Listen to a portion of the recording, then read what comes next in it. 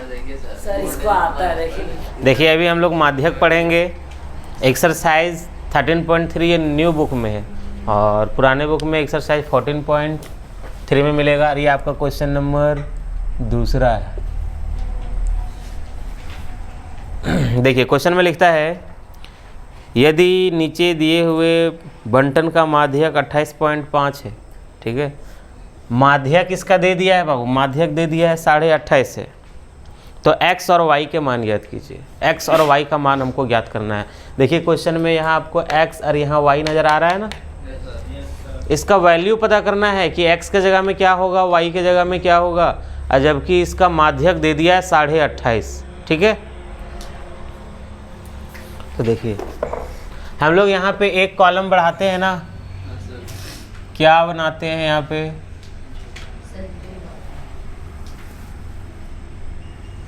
संचयी बारंबारता।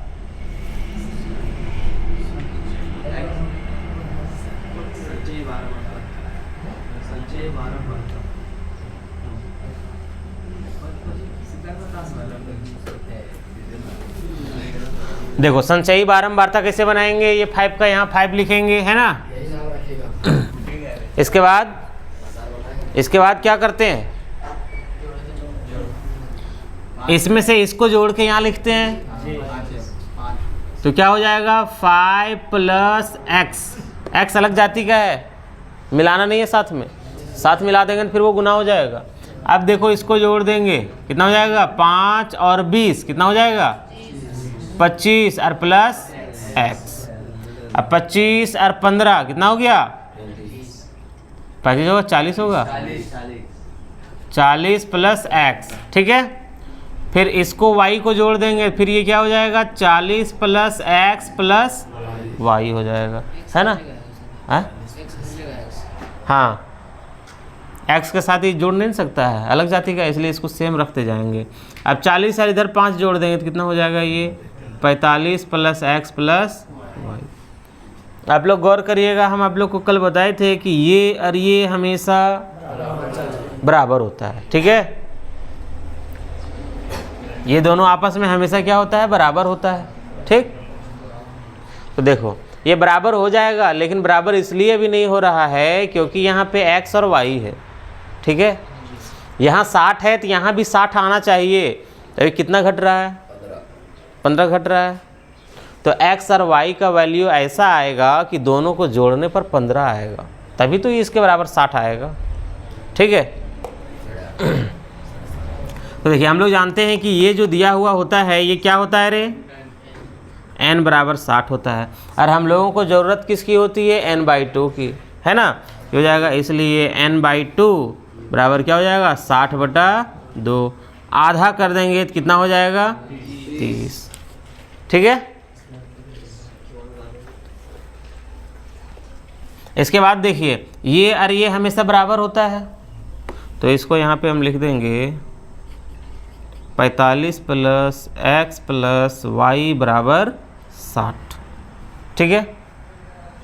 ये कैसे हुआ, देखो ये और ये दोनों हमेशा बराबर होता है, लेकिन ये बराबर इसलिए नहीं है क्योंकि यहाँ x और y है, तो इसको हम बराबर लिख दिए 45 + x + y = 60, मतलब ये दोनों आपस में बराबर है। अब इसको हम थोड़ा सा आगे बढ़ाएंगे, ये 45 उधर जाएगा ना, ये क्या हो जाएगा यहाँ पे x + y = 60, प्लस का 45 उधर ले जाओ, माइनस का 45, ठीक है। अब ये हो जाएगा, इसलिए x + y बराबर घटा दो, ये हो जाएगा आपका समीकरण 1। समीकरण 1 तक समझ में आया है।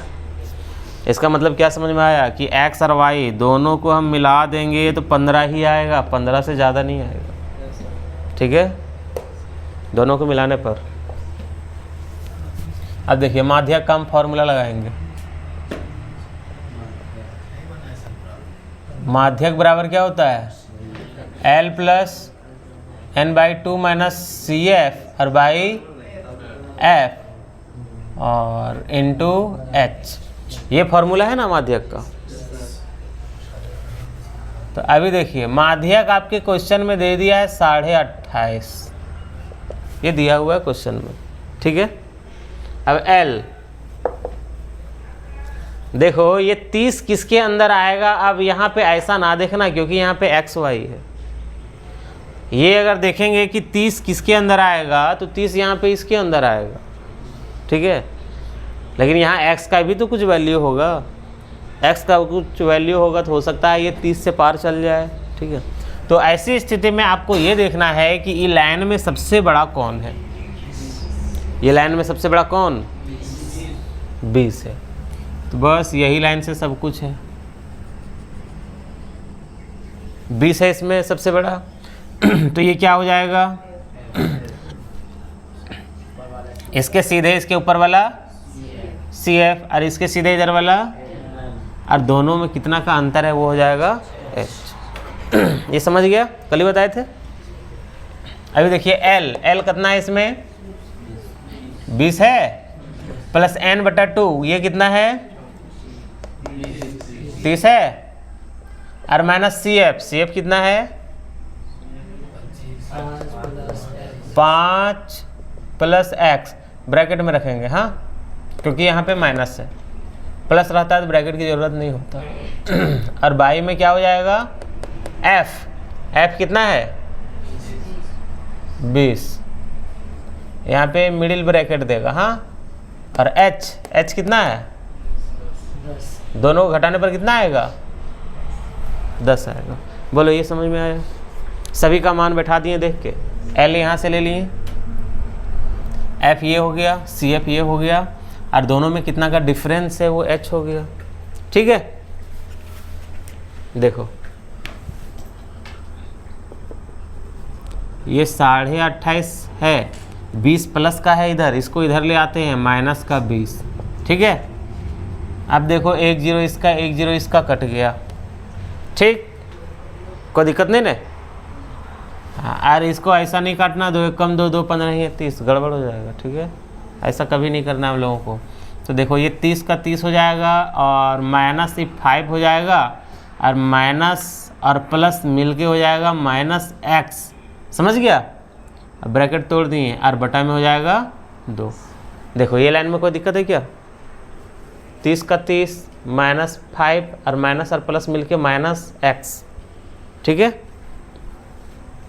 और बाई में ये 2 था, 2 लिख दिए। अभी देखो ये 28.5 में से कितना घटाना है, कितना बचेगा 8.5 बचेगा, और 30 में से कितना घटा देंगे 5, कितना बच जाएगा 25, और माइनस का हो जाएगा x, और बटा में 2, और बटा में इसका 1 लगाओ और क्रॉस मल्टीप्लाई करते हैं, ठीक है। तो देखो ये 8.5 2 से गुना हो जाएगा तो कितना हो जाएगा 8.5 दूना 16 हो जाएगा, 17 हो जाएगा।